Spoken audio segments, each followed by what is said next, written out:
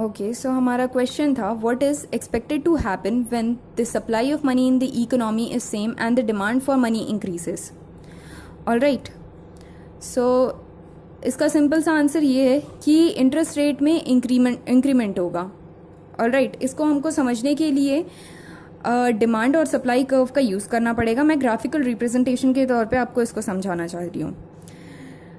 सो अब एक सिंपल सा क्वेश्चन मैं आप लोग से पूछती हूँ कि जब 5% इंटरेस्ट रेट पे लोन मिलेगा तो आप लोग ज़्यादा लोन के लिए अप्रोच करेंगे, या फिर जब 10% इंटरेस्ट रेट पे लोन मिलेगा तो आप लोग ज़्यादा लोन के लिए अप्रोच करना चाहेंगे? मेरी समझ से आपका आंसर यही होगा कि 5% जब इंटरेस्ट रेट रहेगा तो आप ज़्यादा डिमांड करेंगे लोन के लिए, ठीक है।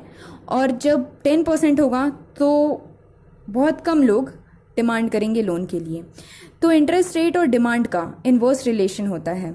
जब इंटरेस्ट रेट कम होता है तो डिमांड ज़्यादा होता है, और जब इंटरेस्ट रेट ज़्यादा होता है तो डिमांड कम होती है। अब हम सप्लाई स्केड्यूल में आते हैं। सप्लाई स्केड्यूल के लिए अब मैं आपको एक दूसरा एग्जांपल देती हूँ। एक बैंक के पॉइंट ऑफ व्यू से सोचिएगा आप लोग। आप अब बैंकर बन जाइए। अब आप कब चाहेंगे कि आप ज़्यादा से ज़्यादा लोन दें? जब आप 10% के ब्याज दर पे लोन दे रहे हैं, या जब आप 5% के ब्याज दर पे लोन दे रहे हैं?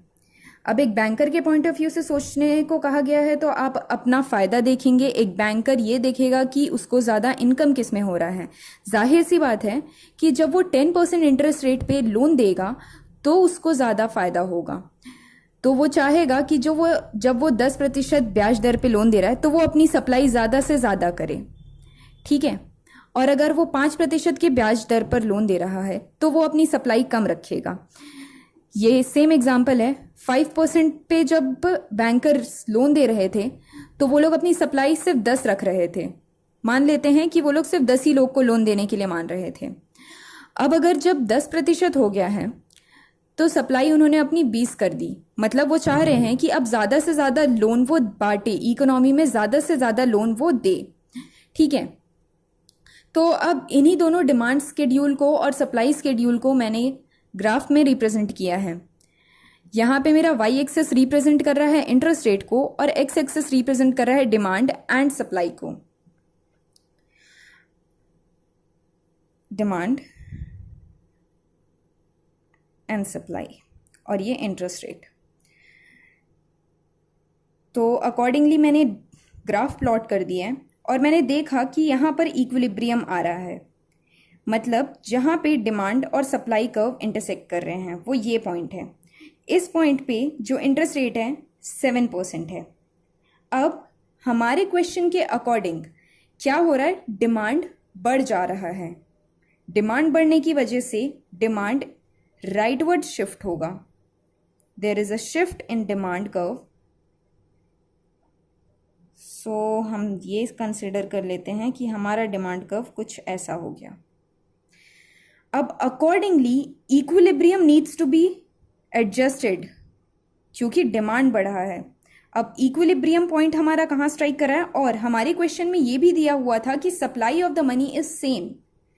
तो हमने सप्लाई को कहीं भी शिफ्ट नहीं किया। ये रहा हमारा सप्लाई कर्व। हमारा सप्लाई कर्व जैसे था वो वहीं है, पर हमने क्या शिफ्ट किया? डिमांड कर्व को। क्यों? क्योंकि डिमांड इंक्रीज हो रहा है इकोनॉमी में, और डिमांड इंक्रीज होने का मतलब there is a rightward shift in the demand curve. Okay, so हमने डिमांड को बढ़ा दिया, और जो नया इक्विलिब्रियम स्ट्राइक हो रहा है वो इस पॉइंट पे स्ट्राइक हो रहा है। और इस पॉइंट पे स्ट्राइक होने का सीधा सा मतलब ये है कि जो इंटरेस्ट रेट है अब एक नए इक्विलिब्रियम पे सेट होगा, और वो इंटरेस्ट रेट सपोजिंगली हम कर लेते हैं 9%। तो ऑल इन ऑल आंसर यही है इसका कि जब भी डिमांड इंक्रीज होगा और सप्लाई लिमिटेड है या सेम है तो उस केस में इकोनॉमी में इंटरेस्ट रेट बढ़ेगा। आप खुद सोचकर देखिए, जब जब डिमांड बढ़ा है, डिमांड क्यों बढ़ता है? इसका सीधा सा कॉज है इन्फ्लेशन। इन्फ्लेशन की वजह से डिमांड बढ़ता है। तो इन्फ्लेशन को कर्ब करने के लिए, डिमांड को कर्ब करने के लिए आरबीआई क्या करती है? रेपो रेट को बढ़ा देती है।